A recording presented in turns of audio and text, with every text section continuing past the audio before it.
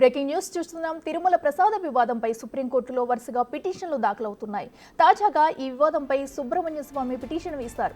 తిరుమల దేవస్థానం ప్రసాదంలో జంతువుల కొవ్వు, ఇతర కుళ్లిపోయిన వస్తువులతో కల్తీ చేశారన్న నిరాధార ఆరోపణలపై విచారణ జరపాలని సుప్రీంకోర్టులో పిటిషన్ దాఖలు చేశారు. చంద్రబాబు భక్తులను గందరగోళానికి గురిచేస్తున్నారని, నిరాధారమైన ఆరోపణలపై విచారణకు ఆదేశించాలని సుప్రీంకోర్టును కోరుతూ పిల్ దాఖలు చేశారు.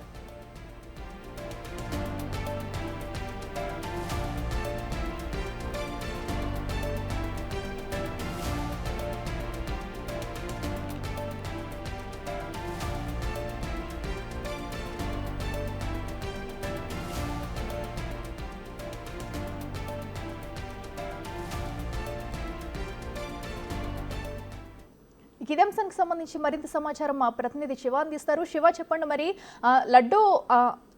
లడ్డూలో కల్తీని వినియోగించడంపై ఇప్పటికీ కూడా గందరగోళం నెలకొనే ఉంది. మరి దీనికి సంబంధించి సుప్రీంకోర్టులో కూడా పిటిషన్ వేసిన దాఖలాలు అయితే కనిపిస్తున్నాయి. అప్డేట్స్ ఏంటి? తిరుపతి లడ్డూ ప్రసాదంపై వివాదం కొనసాగుతున్న వేళ సుప్రీంకోర్టుకు పిటిషన్ కొనసాగుతోంది. సుప్రీంకోర్టు ప్రధాన న్యాయమూర్తికి సీనియర్ జర్నలిస్ట్ సురేష్ చౌహాన్ కే తన తరపున న్యాయవాది సత్యం సింగ్ రాజ్పూత్ పిటిషన్ దాఖలు చేశారు. దీనిపై విచారణ జరిపించారు. తర్వాత విశ్వ హిందూ పరిషత్ పిటిషన్ దాఖలు చేసింది. తర్వాత హిందూ సేవా సమితి పిటిషన్ దాఖలు చేసింది. వీరందరూ కూడా ఎవరైతే ఈ కల్తీకి సంబంధించి అక్రమాలకు పాల్పడ్డారు వారిని శిక్షించాలంటూ కూడా వారందరూ పిటిషన్ దాఖలు చేశారు. హిందువుల మనోభావాన్ని దెబ్బతీసే విధంగా వ్యవహరించారు కాబట్టి విచారణ చేసి దర్యాప్తు కొనసాగించి త్వరితగతిన వారిపై చర్యలు తీసుకోవాలంటూ కూడా వారందరూ కూడా హిందువుల పిటిషన్ దాఖలు చేశారు. కానీ ఇటు సుబ్రహ్మణ్య స్వామి సీనియర్ రాజకీయవేత్త, మాజీ కేంద్ర మంత్రి, గతంలో సీనియర్ రాజకీయ నాయకులు బీజేపీలో ఇతర పార్టీలో ఉన్నారు.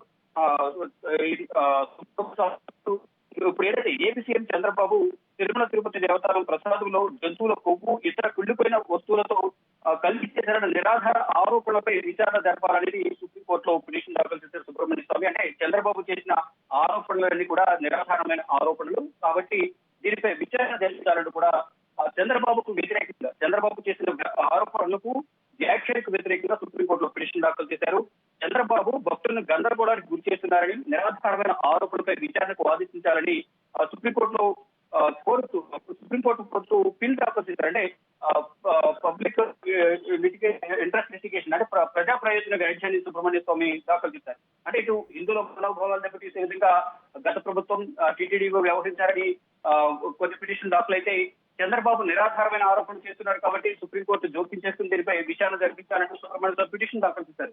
ఇదేమైనా సుప్రీంకోర్టులో ఈ తిరుమల తిరుపతి లడ్డూ ప్రసాదంపై విచారణ జరిపించాల్సిందిగా కూడా ప్రధానంగా అందరూ పిటిషన్ దాఖలు చేస్తున్నారు. అంటే ఇటు హిందువుల మనోభావాలు దెబ్బతీసే విధంగా వ్యవహరించారంటూ ఒక పిటిషన్, మరోవైపు చంద్రబాబు నిరాధారమైన ఆరోపణలు చేస్తున్నారంటూ కూడా మరో పిటిషన్ దాఖలయ్యి ఇలా దాదాపు 4 నుంచి 5 పిటిషన్ దాఖలయ్యి దీనిపై విచారణ జరపాలంటూ కూడా సుప్రీంకోర్టు పిటిషన్ దాఖలు చేసిన నేపథ్యంలో సుప్రీంకోర్టు ఎప్పుడు నిర్ణయం తీసుకుంటుంది, ఎప్పుడు దీనిపై విచారణ చేపడుతుందనే దానిపై కూడా అందరూ ఉత్కంఠగా ఎదురు చూస్తున్నారు. కానీ దీనిపై ఇంకా ప్రపంచ వ్యాప్తంగా కూడా చర్చనీయాంశమైంది. తిరుమల తిరుపతి దేవస్థానంలో పవిత్రమైన పుణ్యక్షేత్రంలో మాంసకృతులతో కూడిన పంది కొవ్వుల నుంచి తీసిన నూనె కానీ, ఫిష్ ఆయిల్, బీఫ్ ఆయిల్, ఇతర మాంసకృతులను తీసిన నూనెలు వాడడం వల్ల అపవిత్రం చేశారు. దానికి సంబంధించి ఇప్పటికే దేశవ్యాప్తంగా వివిధ దేవాలయాల్లో ఇటు తిరుమల తిరుపతి దేవస్థానంలో కానీ మరొక దేవస్థానాలు కూడా సంప్రోక్షణ సేవలు అయితే చేస్తూ ఉన్నారు, వాస్తు శుద్ధి చేస్తూ ఉన్నారు. మొత్తంగా చూసుకుంటే కనుక ప్రతి దేవాలయంలో కూడా అందరూ పూజలు నిర్వహించాలి.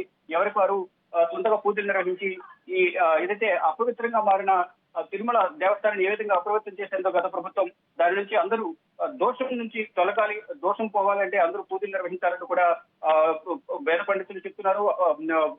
అందరూ పూజలను చెప్తున్న నేపథ్యంలో అందరూ ఎక్కడెక్కడ పూజలు నిర్వహిస్తున్నారు. కానీ ఇక్కడ హిందువుల మనోభావం దెబ్బతీసే విధంగా వ్యవహరించారంటూ పిటిషన్ దాఖలు అవుతున్నాయి. మరోవైపు చంద్రబాబు నిరాధారమైన ఆరోపణలు చేశారంటూ కూడా సుబ్రహ్మణ్య స్వామి పిటిషన్ దాఖలు చేశారు. ఈ నేపథ్యంలోనే సుప్రీం ధర్మాసనం ఎప్పుడు దీనిపై విచారణకు స్వీకరిస్తుంది, ఎప్పుడు దీనిపై విచారణ చేపడుతుంది అనే దానిపై మాత్రం ఇంకా సస్పెన్స్ కొనసాగుతూనే ఉంది. అఖిల.